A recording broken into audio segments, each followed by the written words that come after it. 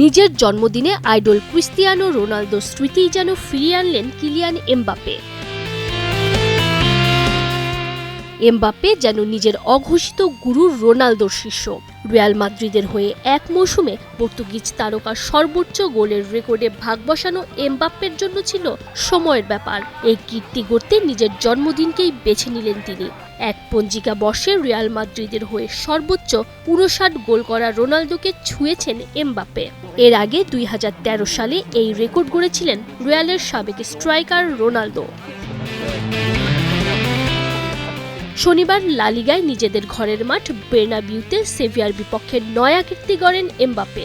ম্যাচের 86 মিনিটে পেনাল্টি থেকে গোল করেন এই ফরাসি স্ট্রাইকার, আর তাতেই পর্তুগিজ তারকার রেকর্ডে ভাগ বসান। তবে রেকর্ড ছুঁয়েই ক্ষান্ত হননি, করেছেন রোনালদোর বিখ্যাত সেই গোল সেলিব্রেশনও। লিগ আসরেও সর্বোচ্চ স্কোরার এমবাপ্পের গোল এখন 18 ম্যাচে 18টা। নিজের আইডলের লেগাসি যেন বহন করে যাচ্ছেন তিনি।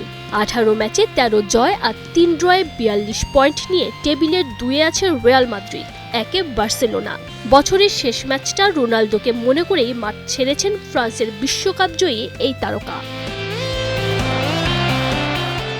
লা লিগায় CR7-এর রেকর্ডে ভাগ বসলেও ইংলিশ প্রিমিয়ার লিগে এই মহাতারকার শীর্ষস্থানটা দখল হয়ে গেছে। শনিবার রাতেই EPL-এ ওয়েস্ট হ্যামের বিপক্ষে জোড়া গোল করে রোনালদোর রেকর্ড ভেঙেছেন ম্যানচেস্টার সিটির এর্লিং হল্যান্ড। লিগে তার গোল সংখ্যা এখন 104। তাতে নরওয়েজিয়ান তারকা ফরোয়ার্ড টপকে গেছেন ম্যানচেস্টার ইউনাইটেডের সাবেক ফরোয়ার্ড রোনালদোকে। বর্তমানে আল নাসরের মহাতারকা রেড ডেভিল খ্যাত ম্যানচেস্টার সিটির হয়ে 2 দফায় করেছিলেন 103 গোল।